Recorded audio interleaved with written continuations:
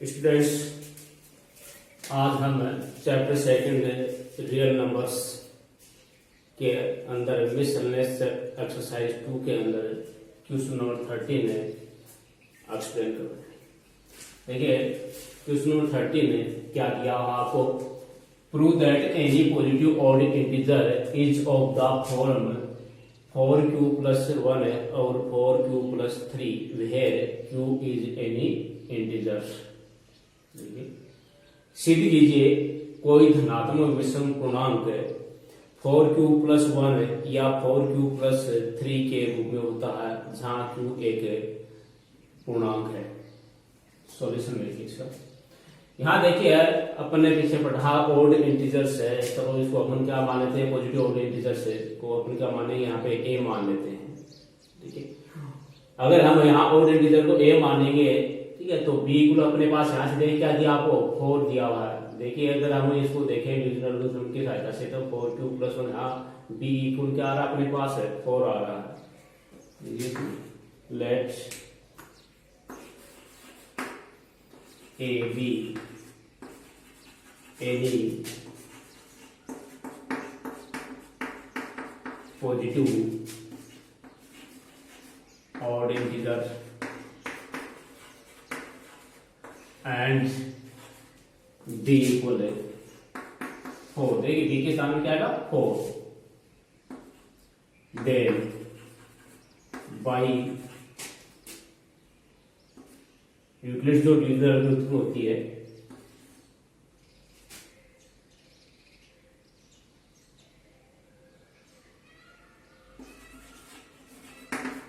Euclid से division algorithm है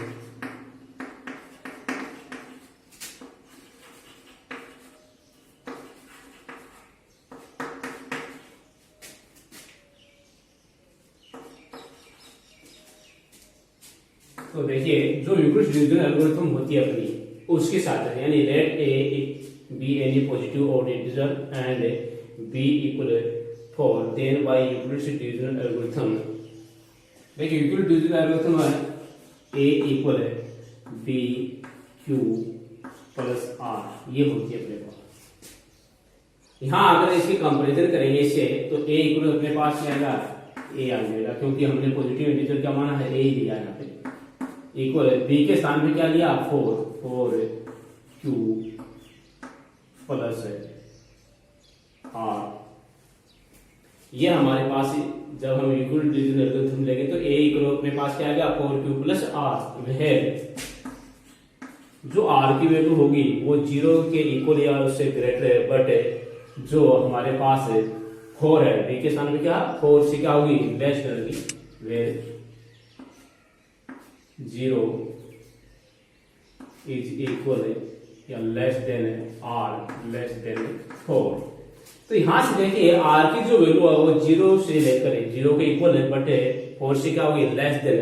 तो हमारे पास जो पॉसिबल रिमाइंडर था जो r की वैल्यू यहाँ पे आएगी, देखिए वैसे तो अपन को पता b इक्वल 4 है तो 4 रिमाइंडर आएंगे हमारे पास पॉसिबल, लेकिन वो 4 रिमाइंडर कौन से होंगे 0 1 2 3, क्योंकि 4 से लेस देन है r की वैल्यू और 0 के इक्वल है, इसलिए पॉसिबल रिमाइंडर अर्थात r इक्वल क्या आएगा 0 1 2 एंड 3। यहां से हम r की वैल्यू पहले 0 रखेंगे, फिर 1 2 3 रखकर हम क्या करेंगे डिविजन का अंदर इसको वैल्यू रखेंगे। Put r equal 0 then a equal 4q plus r के स्थान क्या आ जाएगा 0। आगे इसको सोल्व करेंगे तो a इक्वल क्या आएगा 4q के अंदर अगर हम 0 ऐड करेंगे तो क्या प्राप्त होगा तुमको 4q। Put r equal 1 then a equal 4q plus r के स्थान क्या आ जाएगा 1। Put r equal 2 then a equal 4q plus 2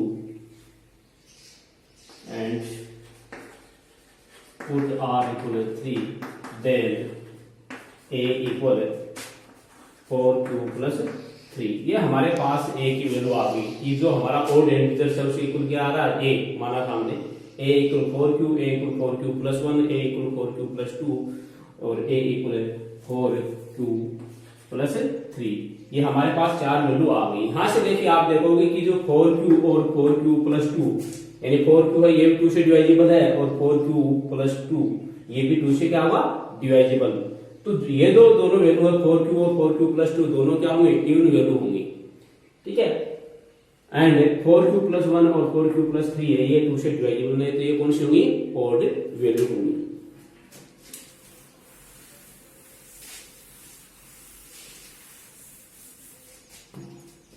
क्योंकि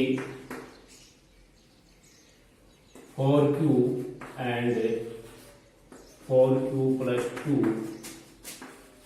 आर इवन है integer,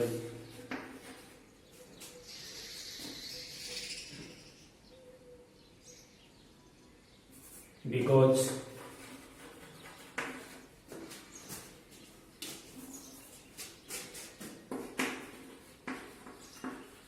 these integers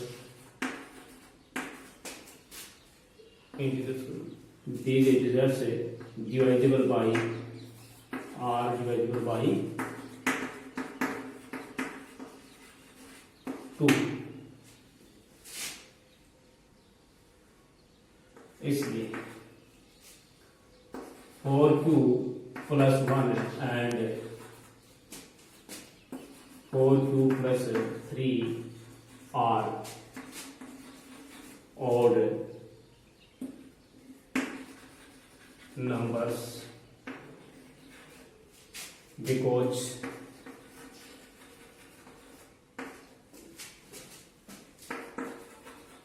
these numbers are not divisible by 2, ठीक है। तो हमारा ऐसा प्रूफ हो जाएगा कि कोई और पॉजिटिव इंटीजर्स है वो 4q प्लस 3 के रूप में होता है। सो एनी पॉजिटिव और इंटीजर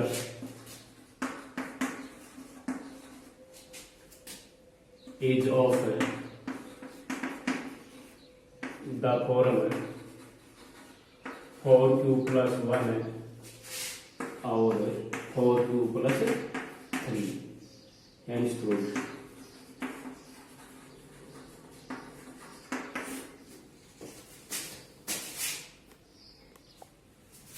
नेक्स्ट क्वेश्चन नंबर 14 है, prove that product of two constitutive positive integers is divisible by 2। सिद्ध कीजिए दो क्रमागत धनात्मक या दो धनात्मक क्रमागत पूर्णांक है उनका गुणनफल है वो 2 से विभाजित होता है। ये हमें यहाँ पे प्रूव करके दिखाया कि कोई दो धनात्मक पूर्णांक है उनका जो गुणनफल होता है प्रोडक्ट वो 2 से डिवाइजिबल होता है। तो चलिए हम सबसे पहले टू कॉन्स्टिट्यूटिव पॉजिटिव इंटीजर्स देखते हैं। यहाँ से लेट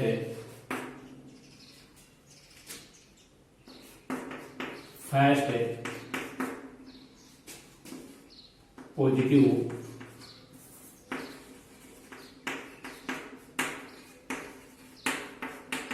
इंटीजर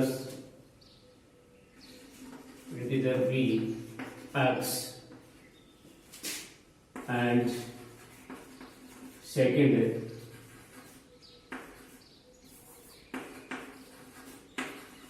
पॉजिटिव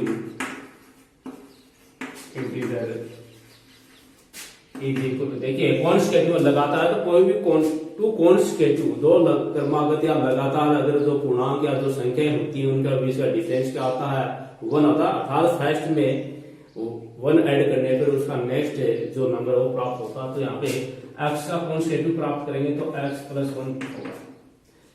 या तो इस तरीके से ले सकते हैं तो या आपने इसको इस तरीके से ले सकते हैं, समझे जो लेट है टू कॉन्स्टिट्यूटिव पॉजिटिव इंटीजर्स है r या b x and x plus 1, इस तरीके से आप इसको राइट डाउन कर सकते हैं। हमें क्या करना है, दोनों हमारे पास है, ठीक है, कॉन्सेक्यूटिव इंटीजर्स प्राप्त हो चुके हैं, अब इनका आपको प्रोडक्ट फाइंड करना पड़ेगा। इसलिए the product of both integers is equal to x into x plus 1, ये इनका प्रोडक्ट आ गया। अब ये जो प्रोडक्ट आ रहा है हमें ये देखना है कि ये 2 से डिवाइजिबल होना चाहिए, ये हमें प्रूव करके दिखाना। तो देखिए इसके लिए आपका लोगे है पुटिंग x इक्वल 1 2 3 4, यानी x इक्वल हम 1 2 3 4 ये वैल्यू रखेंगे और यहाँ से x इंटू एक्स प्लस 1 है, जो 2 कॉन्सेक्यूटिव प्रोडक्ट अपने पास इंटीजर से हम तो प्रोडक्ट की वैल्यू फाइंड करेंगे। तो सबसे पहले अपन रखते हैं x equal 1, put x equal 1, then x into x plus 1, इसकी वैल्यू देखिए x के स्थान पर क्या रखेंगे हम 1 रखेंगे, 1 इंटू 1 प्लस 1 है, 1 इंटू 1 को 1 से ऐड किया क्या गया 2 इक्वल क्या गया अपने पास 2, और 2 किससे डिवाइजिबल होता है 2 से डिवाइजिबल है, विच इज डिवाइजिबल है 1/2, यानी 2 आया और 2 किससे डिवाइजिबल है 2 से डिवाइजिबल होता है। 2 से डिवाइजिबल कौन से नंबर होते हैं जिनमें यूनिट प्लेस डिजिट क्या आता है 0 2 4 6 8, वो सभी क्या होते हैं 2 से डिवाइजिबल होते हैं। 2 है तो 2 से डिवाइजिबल हो गया। नेक्स्ट अपन x इक्वल क्या रखेंगे, x equal 2, put x equal 2, then x into x plus 1 की वैल्यू फाइंड करेंगे। x के सामने आप क्या रखोगे आप 2 इंटू 2 प्लस 1, 2 इंटू 2 में 1 ऐड किया 3 प्राप्त किया, 2 3 जा 6 है, और 6 क्या होगा 2 से डिवाइजिबल है, विच इज डिवाइजिबल है, विच इज डिवाइजिबल है बाई 2। नेक्स्ट आप रखोगे इसमें x equal 3,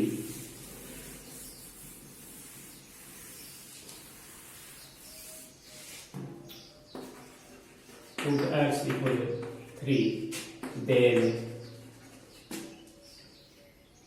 x into x plus 1 की वैल्यू देखिए आप 3 इंटू 3 प्लस 1, 3 इंटू 3 प्लस 1 की वैल्यू क्या हो गई 4 इक्वल क्या हो गया 12 है, विच इज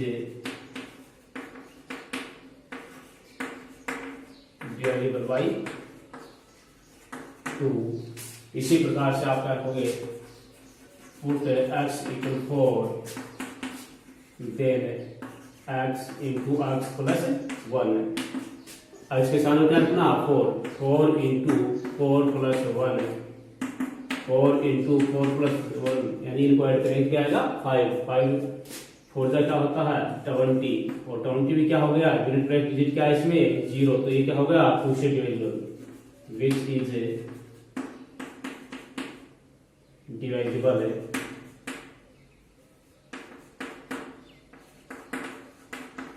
बाई 2। तो देखिए हमने यहाँ पे x इक्वल 1 2 3 4 रखा है और x इंटू एक्स प्लस 1 यानी जो प्रोडक्ट फाइंड किया है वो सभी हमारे पास क्या है 2 से डिवाइजिबल है। तो यहाँ पे आप देख सकते हो चूंकि the all value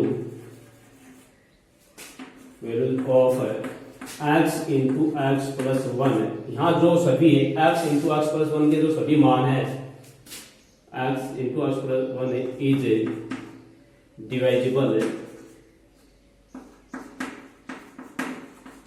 by 2। So the product of 2 consecutive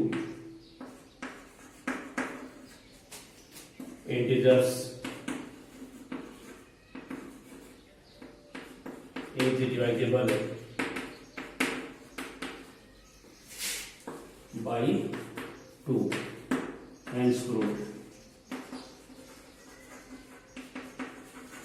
देखिए क्या है इससे ये जो यहाँ पे हमारे पास सभी हैं प्लस 1 की जो सभी वैल्यू और 2 से डिवाइजेबल, तो अपन कह सकते हैं so the product of two consecutive integers is divisible by 2। Hence prove, ये हमें प्रूव करना था यहाँ पे। नेक्स्ट क्वेश्चन नंबर 15 है, find the largest number which is divided by 2053 and 967 left reminder as 5 and 7 respectively. एक बड़ी से बड़ी या सबसे बड़ी संख्या आती है जिससे 2053 और 967 को भाग देने पर शेष पर क्रमशः 5 और 7 बचता है। तो देखिए हमें यहाँ क्या करना है, एक लार्जेस्ट नंबर फाइंड करनी है। अगर दो संख्या है यहाँ पे हमारे पास, या ऐसे भी ले सकते हैं कि अगर किन्हीं संख्याओं के लिए हम कोई बड़ी से बड़ी संख्या ज्ञात करते हैं जिससे वो क्या होती है, डिवाइजिबल होती है। ठीक है, तो वो क्या होता है, उनका एचसीएफ होगा। क्या होगा, एचसीएफ, क्योंकि दी गई संख्या एचसीएफ से क्या होती है, डिवाइजिबल होती है। तो यहाँ पे हमें क्या करना होगा कि यहाँ जो रिमाइंडर है 5 और 7, देखिए यहाँ पे अपन देख सकते हैं इसको कि अपन क्या दिया कि 2053 है या 2053 है, उसमें से अगर मैं 5 को सब्ट्रैक्ट कर दूंगा और सब्ट्रैक्ट करने पर जो नंबर मेरे पास प्राप्त होगी वो हमारा जो रिक्वायर्ड नंबर आएगा, ठीक है, लार्जेस्ट, उससे क्या होगी, डिवाइजिबल होगी। इसी तरीके से 967 है, वो अपने रिक्वायर्ड नंबर से डिवाइजिबल होगी जब उसमें से रिमाइंडर है 7 वो सब्ट्रैक्ट कर देंगे। तो यहाँ पे थ्योरी ज्यादा ना लिख रहा, मैं आपको इसमें डायरेक्ट ले रहा हूं कि जो हमारे पास यहाँ लार्जेस्ट रिक्वायर्ड नंबर होगी वो क्या प्राप्त होगी, द रिक्वायर्ड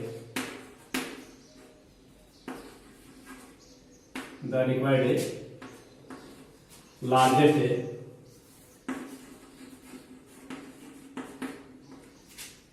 नंबर है is equal HCF of 2053 minus 5 and 967 minus 7, यानी इनका एचसीएफ आएगा। यानी जो रिमाइंडर है वो क्या कर देंगे, दिए गए नंबर में से क्या कर देंगे, सब्ट्रैक्ट करेंगे। सब्ट्रैक्ट करने में जो नंबर आएगा उनका एचसीएफ फाइंड करेंगे तो हमारा रिक्वायर्ड लार्जेस्ट नंबर प्राप्त होगा।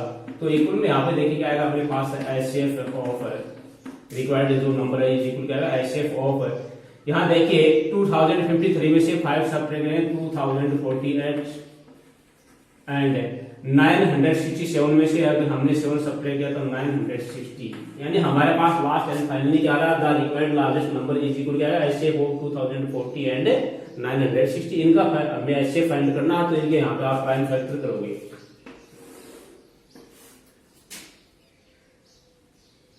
टू 2048 के प्राइम फैक्टर करते हैं यहाँ पे,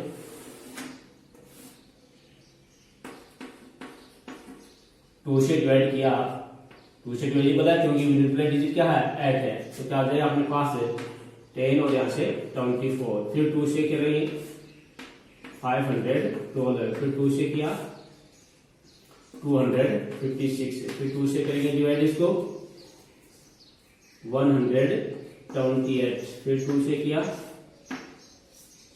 64, फिर 2 से करेंगे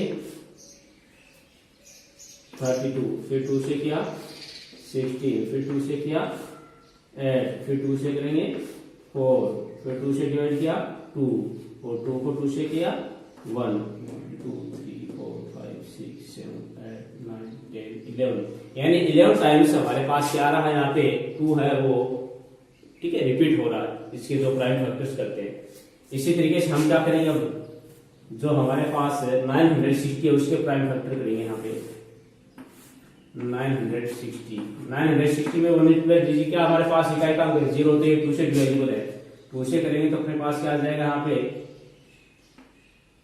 2 4 8, रिमाइंडर क्या है 1 है, 6 में 16 क्या 8, ये 480 आ गया, फिर 2 से किया 240, फिर 2 से डिवाइड करेंगे 120, फिर 2 से किया 60 को 2 से क्या 30 और 30 को 2 से डिवाइड करेंगे 15, अब ये 2 से नहीं होगा क्योंकि इसमें यूनिट प्लेस डिजिट क्या आएगा 5। तो अब देखिए 3 से हो रहा है या नहीं हो रहा है, नेक्स्ट प्राइम नंबर 3 है तो इसके डिजिट का सम क्या आ रहा है 1 और 5 को ऐड करेंगे 6, 6 3 से डिविजिबल है तो नंबर भी 3 से हो जाएगी। क्या आ गया 5 और 5 है वो 5 से डिविजिबल होगा।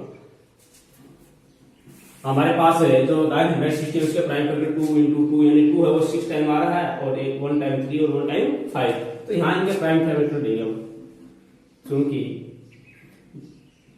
The prime factor of 2048 is equal 2 into 2 into 2 into 2 into 2 into 2 into 2 into 2 into 2 into 2 into 2 यानी 11 टाइम्स आना चाहिए।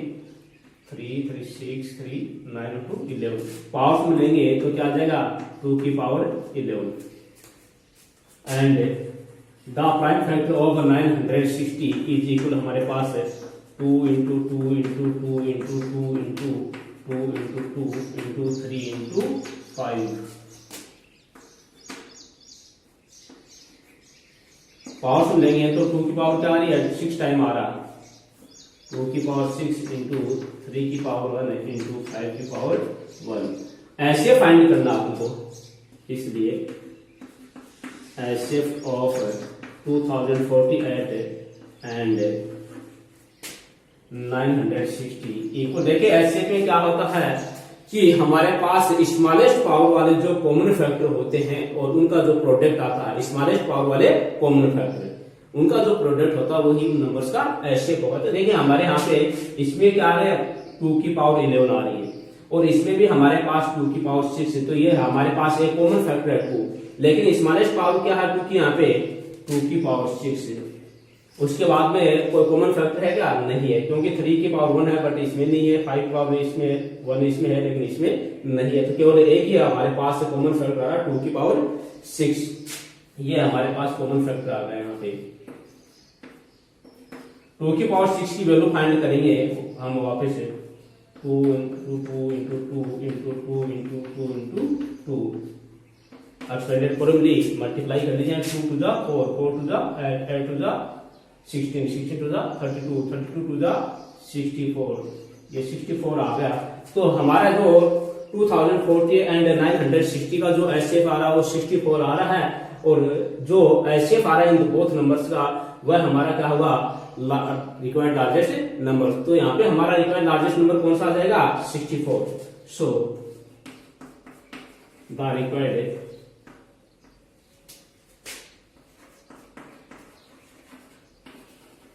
लार्जेस्ट